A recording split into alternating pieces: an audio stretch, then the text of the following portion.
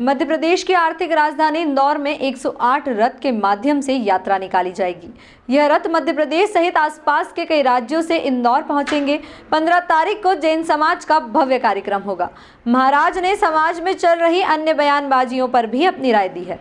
दरअसल विजयनगर में पिछले कई दिनों से परम पूजनीय श्री प्रणाम सागर जी महाराज के प्रवचन और कार्यक्रम आयोजित किए जा रहे थे और इसी के तहत समापन के मौके पर 108 रथ के माध्यम से यात्रा निकाली जा रही है, जिसको लेकर महाराज जी ने मीडिया से चर्चा करते हुए इसे एक अनोखा कार्यक्रम बताया और कहा कि भारत में पहली बार इंदौर में इस तरह की रथ यात्रा निकाली जा रही है, जिसमें स्वर्ण से जड़ित रथ भी शामिल होंगे और यह यात्रा पूरे भारत में एकता का प्रतीक मानी जा रही है। वहीं उन्होंने बटोगे तो कटोगे पर भी अपनी राय दी। उन्होंने कहा कि समाज को एकता के साथ रहना चाहिए। मुझे ज्ञात नहीं क्या बयान था, पर आप बताइए। धीरेन्द्र शास्त्री जी का ही महाकुंभ लगता है, तो जिस तरह से बहुसंख्यक वर्ग के लोग ही वहाँ शॉप्स लगाए, दुकानें लगाए, वो बिजनेस करें, बाकी अल्पसंख्यक वर्ग के जो लोग हैं उनसे दूर रहे, क्योंकि वो हमारी नर्मदा जी, गंगा जी से, राम जी से कोई ताल्लुकात नहीं रखते हैं।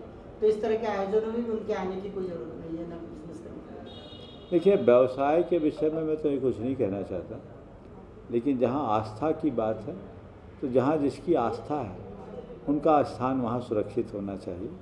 और जो लोग आस्था ही नहीं रखते, ऐसे लोग अगर ऐसे स्थानों में जाएं तो अनपेक्षित वातावरण निर्मित हो सकता है। आपका भी धीरेन्द्र शास्त्री जी की कई बात मैं धीरेन्द्र शास्त्री की बात का समर्थन है कि न किसी अन्य का। मैं तो भारतीय परंपरा का समर्थन करता हूँ। हम अपने धर्म स्थान में जाते हैं अपने आस्था के लिए, और जब हमारी आस्था है तो हमें जाना चाहिए, और हमारी आस्था ही नहीं तो जाने का मतलब क्या? हमारा मन बिजनेस करना चाहिए।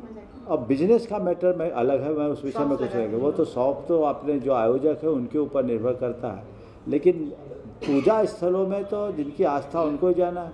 जो मूर्ति पूजा में विश्वास ही नहीं करते, वो मंदिर जाके क्या करेंगे? क्या वहाँ की पवित्रता को सुरक्षित रख पाएंगे? तो यदि तुम्हारे अंदर विश्वास है, तुम्हारे अंदर श्रद्धा है, तो तुम जाओ, और नहीं है तो जहाँ तुम्हारी श्रद्धा है तुम अपने इबादत गाह में जाओ।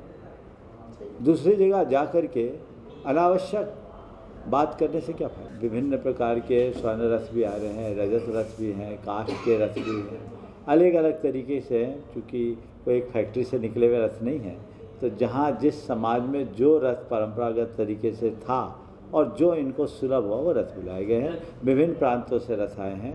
मध्य प्रदेश, ज़्यादातर मध्य प्रदेश से, और पड़ोसी राज्यों में राजस्थान है, उत्तर प्रदेश है, गुजरात है, और आसपास के और इलाकों से आ रहा है। कितने प्राचीन रथ हैं जो शामिल हो रहे हैं? इसमें जो रथ आ रहे हैं 170 साल प्राचीन सबसे पुराना रथ कुचामन राजस्थान से आ रहा है, और दूसरा रथ लगभग इतना ही पुराना अजमेर से। कितने लोग शामिल होने के आस? अब ये तो मैं क्या कहूँ, मुझे तो लगता है कि पूरा इंदौर शामिल हो। देखिए, इस विषय में मैं इतना कहूँगा कि अनेकता में एकता तो हमारी भारत की संस्कृति का प्राण है, आज भी है। हमारी अनेकता में एकता का संदेश हमें केवल यही बताता है कि तुम जो करो अपने हिसाब से करो, दूसरों के प्रति असहिष्णु मत बनो। हम पंथ सहिष्णु बने, परंपरा सहिष्णु बने, हमारे अंदर धार्मिक सहिष्णुता भी होनी चाहिए, धार्मिक कट्टरता नहीं होनी चाहिए।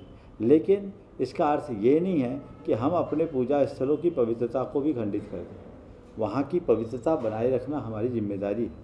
और जहाँ तक आपने कहा कटोगे तो बटोगे, तो बटोगे तो कटोगे, तो बात तो ये है कि हमें अपनी एकता और अखंडता को तो बना के रखना ही चाहिए। यदि हम आपस में ही बट जाएंगे तो हम छट जाएंगे, हम बच नहीं पाएंगे।